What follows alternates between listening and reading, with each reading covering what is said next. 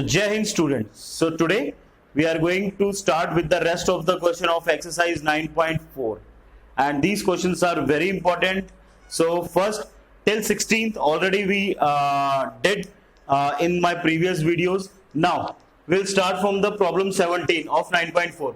Find the equation of the curve passing through the point 0 to -2 given that at any point xy on the curve the product of the slope of its tangent and y coordinate of the point is equal to the x coordinate of the point.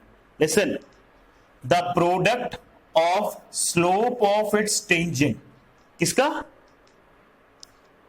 and y coordinate, जो slope of tangent है किसके साथ, y coordinate के साथ अगर उसका product करेंगे तो that will equal to x coordinate. So first of all find out the slope of the tangent at point x and y. So solve slope of the tangent at the point xy. Slope of the tangent at point xy is dy upon dx. So ATQ इसका मतलब होता है according to question slope of tangent dy upon dx into y coordinate is equal to x. Separate the variable, इसको separate करते हैं तो y dy इज equal to x dx. Now integrate both side, integrate both side to get the general solution. So integrate करेंगे y dy x dx. y का करेंगे y square upon कितना 2 x square upon 2 plus c. Now it is given to you that it passes through from ये slope of tangent at the point this, आप इसको ये भी लिख सकते हैं टू द कर्व. किसके ऊपर है ये, to the curve is dy upon dx. So now it passes through, curve passes through, it passes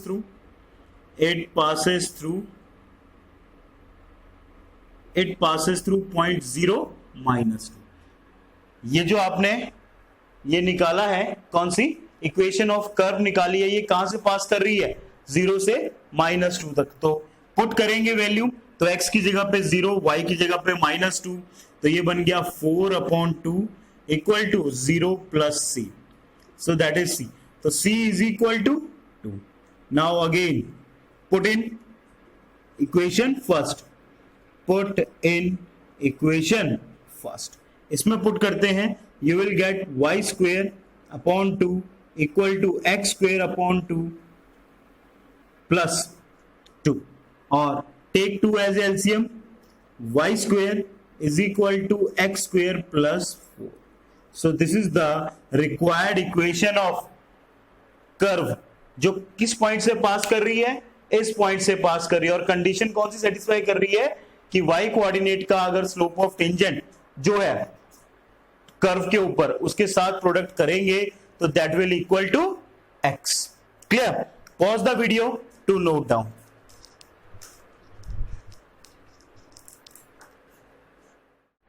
Now, come to problem 18. At any point xy of the curve, the slope of tangent is twice.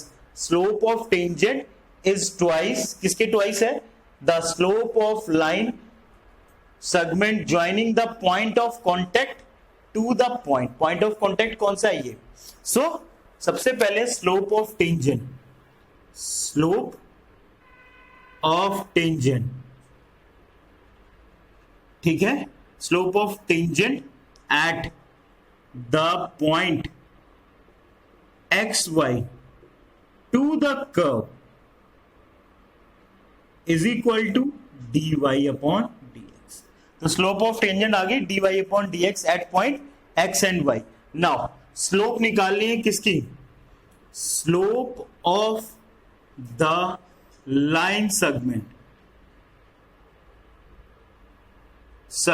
joining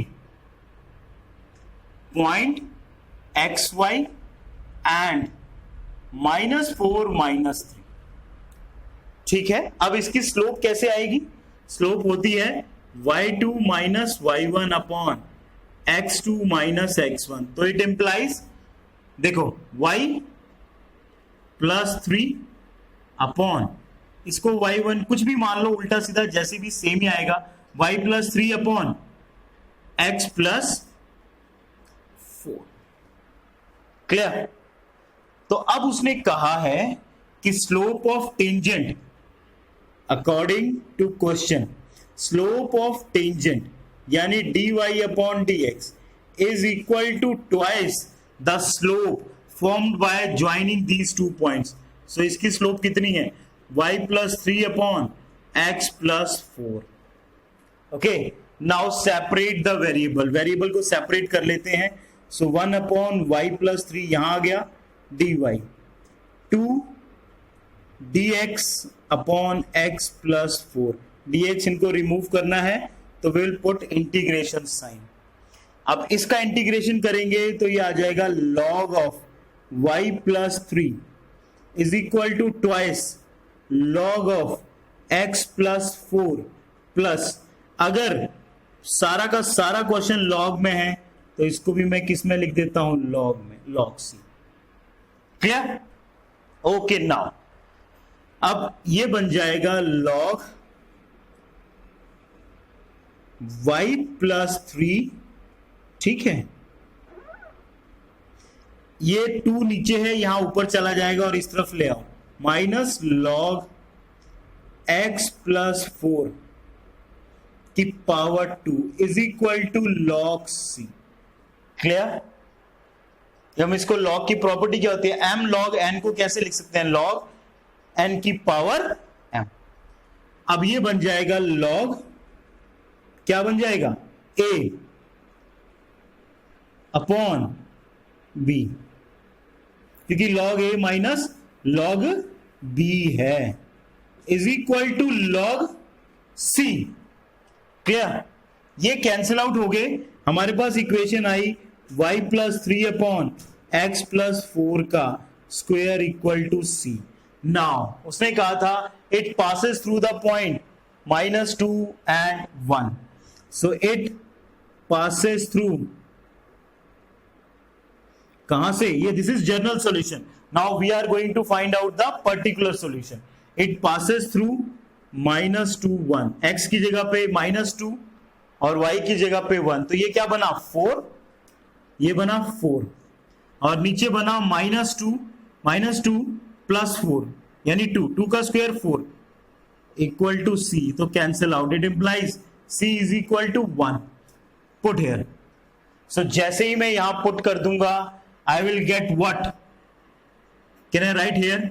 यहां लिख देता हूं, I will get y +3 is equal to, cross multiply कर दो क्योंकि यहां 1 है तो क्रॉस मल्टीप्लाई हो जाएगा x +4 का स्क्वायर, और y is equal to x +4 का square -3। You can open this also, आप इसको ओपन कर सकते हैं, a का स्क्वायर प्लस b का स्क्वायर प्लस 2ab, तो you will get the exact required equation. Clear? Pause the video to note down.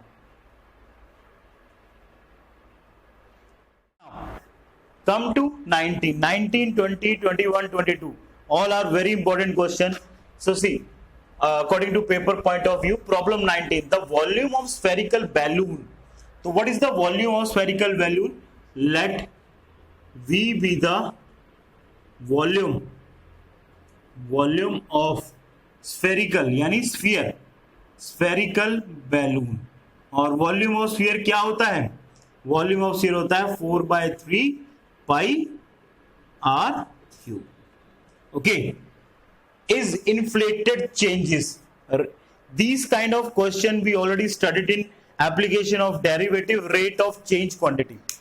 So is being inflated यानी change हो रहा है वो, तो वॉल्यूम जो है वो चेंज हो रहा है, then dv upon dt, volume is changing with respect to time, change at a constant rate, और change कैसे हो रहा है? at a constant rate, let that constant be k। ठीक है, understand the question carefully. The volume of spherical balloon being inflated changes, यानी volume जो है वो चेंज हो रहा है dv upon dt at a constant rate. किसके चेंज हो रहा है, किसके इक्वल में, कांस्टेंट, कोई भी कांस्टेंट ले लो। सो k is the that constant. Okay, if initially, ये बात की बात है, तो सबसे पहले हमें क्या फाइंड आउट करना है, dv upon dt। So differentiate one, differentiate equation one, तो ये आ जाएगा हमारे पास dv upon dt is equal to 4/3 pi, r को करेंगे 3r square dr upon dt। Clear, dr upon dt। अब हमारे पास क्या बचेगा, इसकी वैल्यू यहां पुट कर देते हैं, put in equation second, put in equation second. तो हमारे पास आ गया, ये 3 से 3 cancel, 4 pi r square dr upon dt is equal to constant k। Clear, now अब नेक्स्ट स्टेप क्या रह जाता है हमारा, व्हाट टू डू नाउ। अब हम करेंगे सेपरेटिंग द वेरिएबल। सो ये बन गया 4 pi r square dr is equal to k time dt, and to solve this integrate, integrate both side. तो ये क्या बना हमारे पास, इंटीग्रेशन 4 पाई कांस्टेंट है, r square dr is equal to k constant है dt। So 4 pi r cube upon 3 is equal to k t plus c, क्योंकि with respect to t है ये, so k t plus c।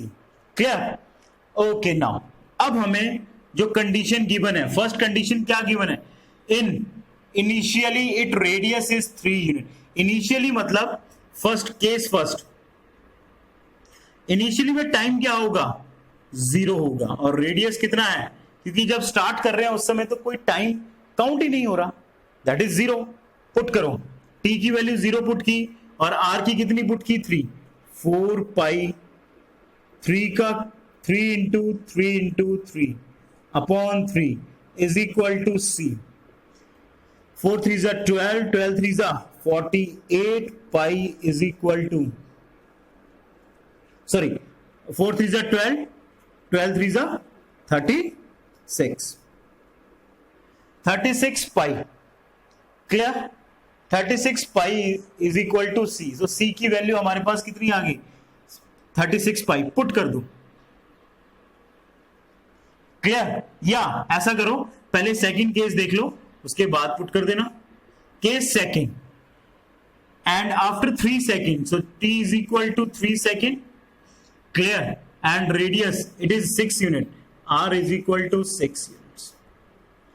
Now again put here, so मैं यहां put करता हूं, तो क्या आ जाएगा हमारे पास, 4 पाई, r की वैल्यू कितनी है, 6, 6 into 6 upon 3 is equal to, t की वैल्यू कितनी है अब, 3। सो ये आ गया k इंटू 3 प्लस c की वैल्यू कितनी निकाली थी, 36 पाई।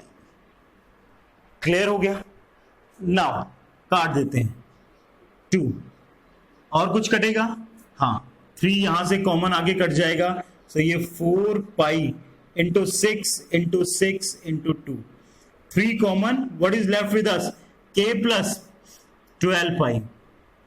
ओके, सो 3 अगेन 2 जा, सो 4, ये कितना आ गया, 6 4 जा 24, 24 2 जा 48, 48 2 जा 96, so 96 pi. Clear, is equal to k plus 96 pi is equal to k plus 12 pi. इसको इधर लाते हैं, so k is equal to 96 pi minus 12 pi. So what is left with you, ये बचा हमारे पास 484 पाई।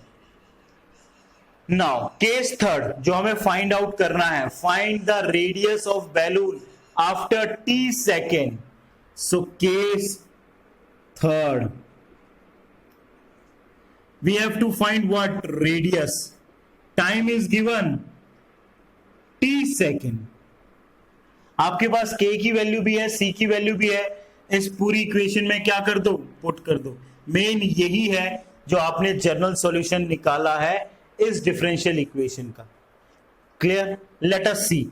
अब मैं यहां पुट करने जा रहा हूं, देखो 4 pi r cube upon 3 is equal to k की वैल्यू कितनी है 84 पाई और साथ में t, c की वैल्यू कितनी है प्लस 36 पाई, c की वैल्यू यही थी, पाई क्या हो गया कॉमन आके कैंसल हो गया, 4 भी कॉमन ले सकते हैं यहां से, सो ये बना 4r का cube upon 3 is equal to 4 common आया 2 1 कितना आया 4 2 8 21 प्लस 4 कितना 9 36, 4 से 4 कैंसल हो गया।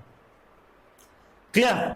Now find the value of r cube is equal to 3 को अगर मैं मल्टीप्लाई कर देता हूं यहां पे तो ये बन जाएगा 63t प्लस 9 3 27, और अगर r का ये 3 उस तरफ जाता है तो it will become 1/3। Clear? So this is your what, this is your answer to how to find out. So in these kind of question, first of all we have to drive what, we have to drive the general solution, and with the help of these condition, ये particular conditions दी गई हैं, पहले एक की फिर दूसरे की, and then they ask about something else कि ऐसा हो तो क्या होगा।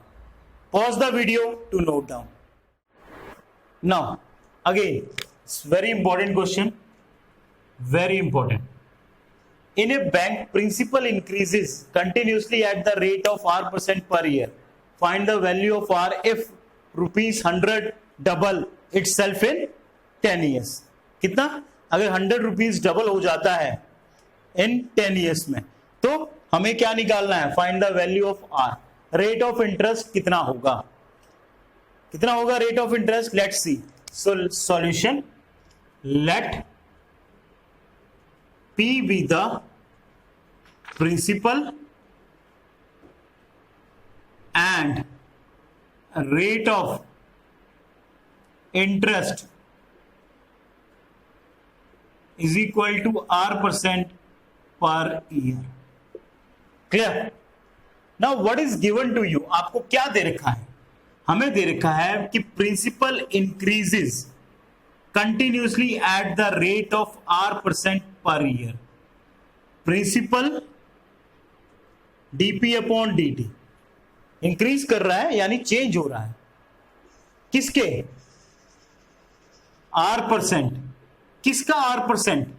प्रिंसिपल का ही जो r% है, जो हमने जमा करवाया है उसी के, ये क्या लिखा है in a bank principal increases, यानी dp upon d principal increase कर रहा है कंटिन्यूसली, किस रेट पर? r%, तो r% of p। Principal change किस रेट पे कर रहा है? r%, जो हमें रेट ऑफ इंटरेस्ट मिल रहा है। So this is the condition. So dp upon dt is equal to r upon 100 into p। Clear? अब सेपरेटिंग द वेरिएबल कर लो, dp upon p is equal to r upon 100 dt। Clear हो गया है? कोई डाउट तो नहीं? पक्का? ओके। नाउ अब हम बात करते हैं किसकी, कि इंटीग्रेशन का साइन आ गया। नाउ ये बन गया log of p is equal to r upon 100 constant है, t प्लस c। ये आपकी फर्स्ट स्टेटमेंट आ गई, क्योंकि विद रिस्पेक्ट टू dt है, सो t आएगा, क्योंकि r अपॉन 100 क्या कंसिडर किया जाएगा? It will treat as a constant. अब कंडीशन क्या है? Find the value of r if 100 double itself in 10 year. ठीक है, सबसे पहले क्या जमा करवाया गया? 100 रुपीज। उस समय टाइम कितना था? 0। केस 1 देखो, case 1 when time is equal to 0 principal is equal to 100। ये बहुत ध्यान से आप क्वेश्चन समझें। स्टार्टिंग में 100 रुपीज थे हमारे पास, वो डबल हुए कितने साल बाद, 10 साल बाद, वो बात की बात है। स्टार्टिंग स्टेज ये थी जब टाइम 0 था, जब मैं गया और प्रिंसिपल अमाउंट मेरे पास कितना था 100। सो अब 1 में पुट करते हैं, लॉग प्रिंसिपल कितना था 100 इज इक्वल टू, ये 0 हो गया c, तो c की वैल्यू कितनी आ गई, log 100। क्लियर, कोई डाउट तो नहीं? Okay, now come to next, अगली बात करते हैं second case. Case second, when if 100 double itself, तो टाइम 10 इयर्स, ठीक है, और प्रिंसिपल जो हमारे पास अमाउंट है वो कितना है, अब कितना हो गया, डबल, यानी कि 200 हो गया। क्लियर? ओके, पुट कर देते हैं, किसमें, इसमें पुट कर दो। सो ये बना लॉग प्रिंसिपल कितना 200 is equal to r upon 100 t 10 years plus c log 100। ये कैंसिल आउट हो गया, इसको इधर लाते हैं, log 200 minus log 100 equal to r upon 10। So log a upon b। Clear? So ये कैंसिल आउट हो गया, is equal to r upon 10। So r is equal to 10 log 2। ये किसकी वैल्यू आई, r की वैल्यू आई। क्लियर हो गया? ठीक है, और हमें क्या निकालना था, यही निकालना था, किसकी वैल्यू, कि find the value of r if 100 double itself in 10 years। अब log 2 की वैल्यू आपको दे रखी है, so r is equal to 10 into log 2 कितना है 0.6931। So it implies r is equal to 6.93% per year। तो this is the rate of interest. So like this, see हमारा मेन काम क्या होता है, सबसे पहले हमें इस कांस्टेंट, जनरल सॉल्यूशन का जो आर्बिट्री कांस्टेंट होता है उसकी वैल्यू निकालनी होती है, वो हमेशा हम निकाल, जैसे ये निकाल ली हमने। देन अप्लाई सेकंड कंडीशन, जैसे इससे पहले क्वेश्चन किया था उसमें 2 केसेस थे और तीसरा केसेस निकालना था। इसमें एक केस से c की वैल्यू आई और दूसरे केस में हमने r फाइंड आउट कर दिया। Clear? So pause the video to note down.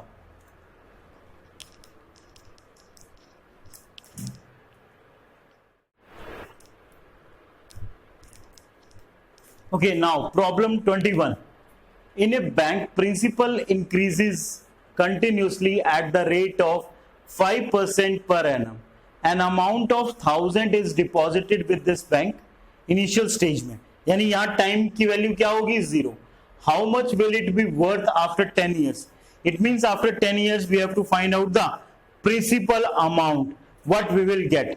Okay, so let us solve it. Let P be the principal, and let R% be the rate of interest,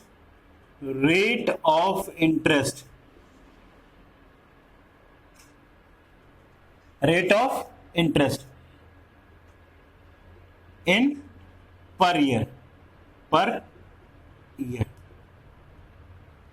ठीक है, rate of interest per year.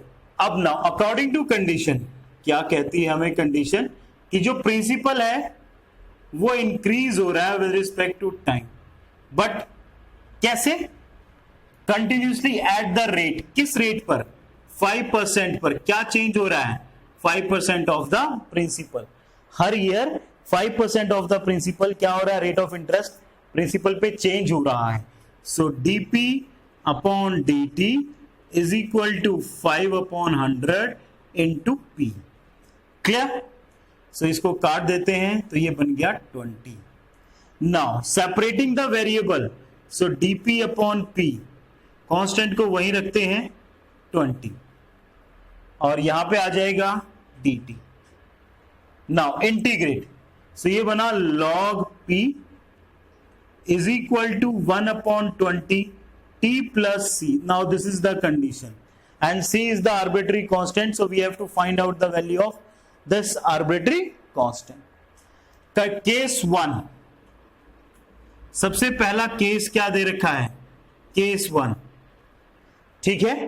Case 1 हमें क्या दे रखा है कि an amount of 1000, तो principal is equal to 1000, time is equal to 0.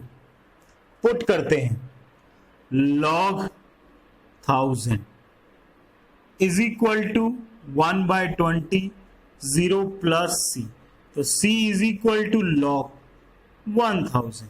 Clear. Now case 2, second case क्या कहता है कि after 10 year, so t is equal to कितना है 10 ईयर्स, और principal we have to find out. Principal amount हमें find out करना है कि after 10 year what I will gate.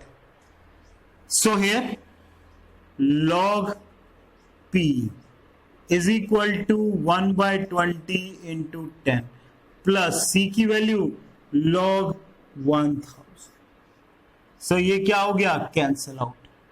यहां पे ले आते हैं इसको, log p minus log 1000 is equal to कितना 1/2.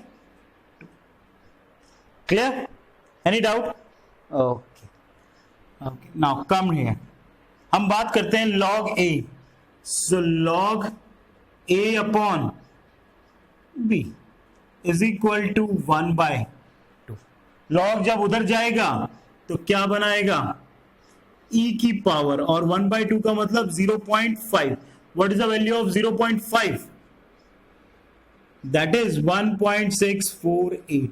सो principal is equal to 1.648 into 1000. So that is equal to rupees कितना आ जाएगा 1648. This is the principal amount which I will get after 10 years if the rate of interest is 5% per year. Clear? So like this you can solve these kind of questions. Pause the video to note down.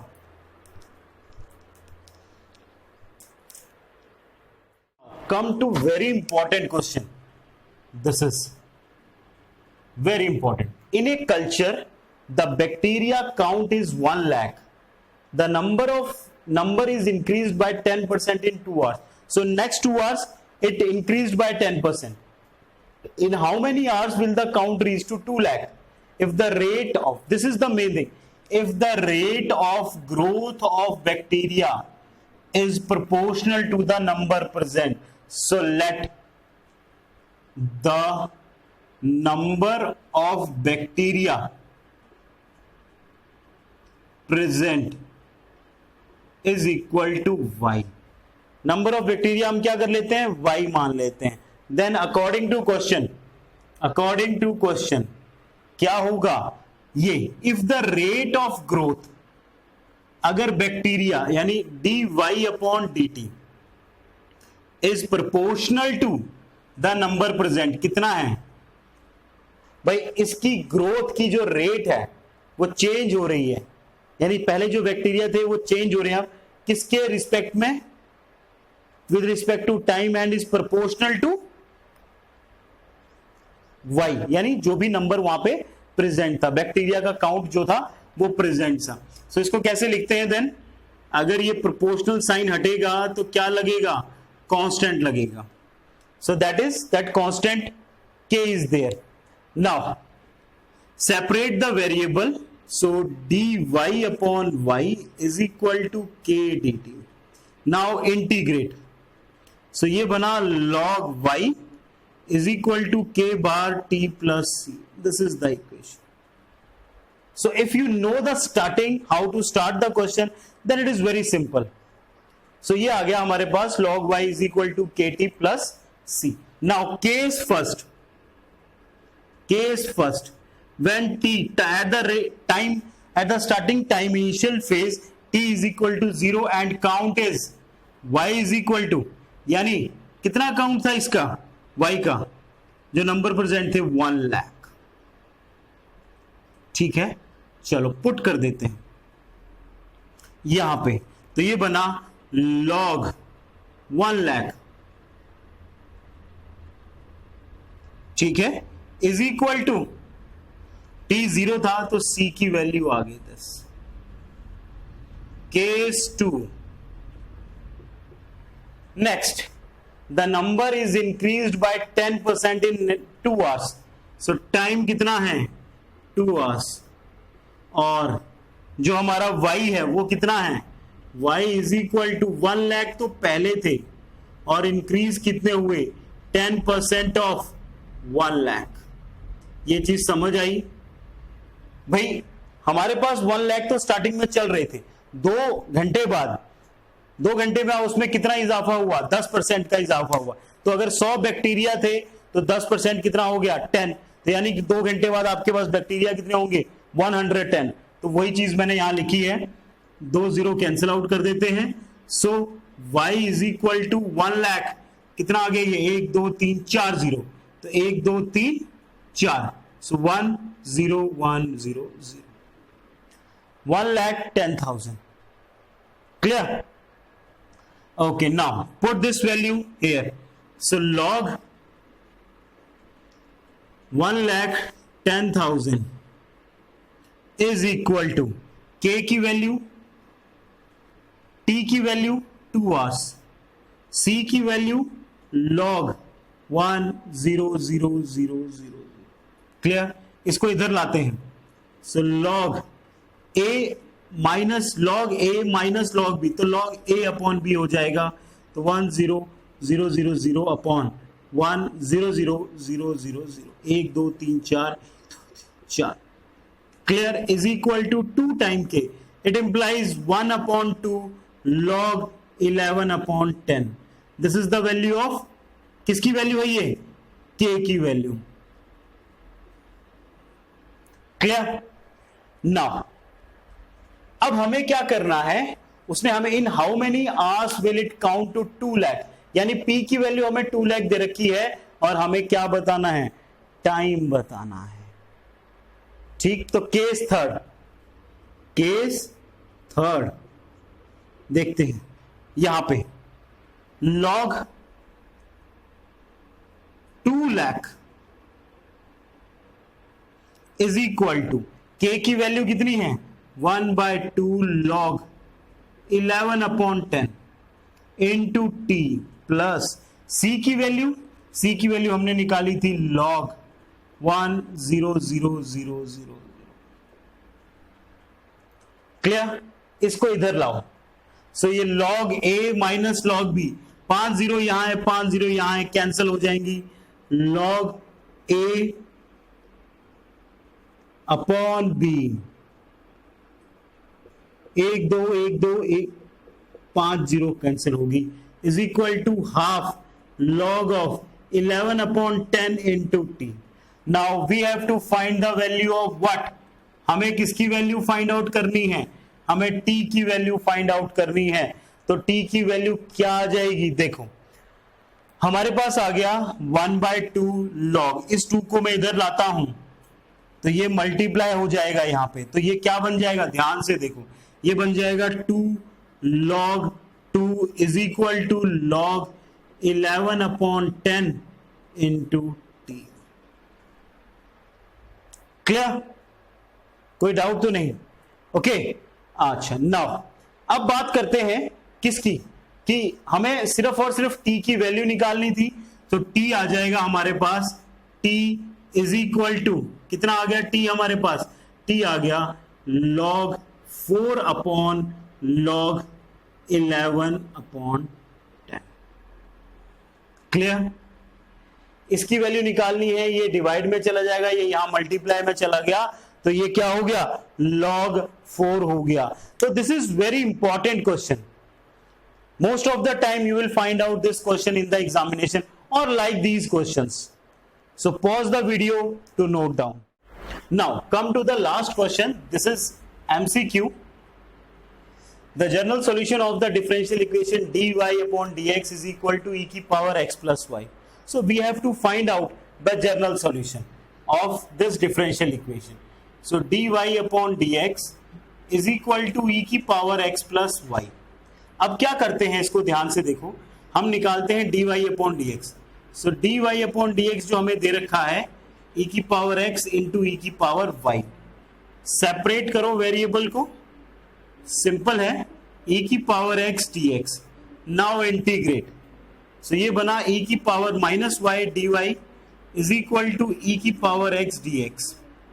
Okay, इसको integrate करेंगे e की power minus y upon one minus one e की power x plus c. So what you will get, minus e की power minus y is equal to e की power x plus c. So this is your required answer. अच्छा, दूसरी चीज ये है कि अगर ऑप्शन ये ना हो तो आप इसको एक वे में और भी लिख सकते हैं, यहां कांस्टेंट को माइनस और प्लस में भी लिखा जा सकता है, कोई बड़ी बात नहीं है। सी, मैं इसको यहां ले जाता हूं, इसको यहां ले आता हूं, ई की पावर एक्स प्लस ई की power minus y is equal to minus c. So minus c you can replace with again c. सो उससे कोई फर्क नहीं पड़ता, ये चीज सही होनी चाहिए। कांस्टेंट तो कुछ भी हो सकता है, this arbitrary constant. Pause the video to note down and solve all the questions of this exercise. Especially these last questions are very important according to paper point of view. Till that, Jai Hind.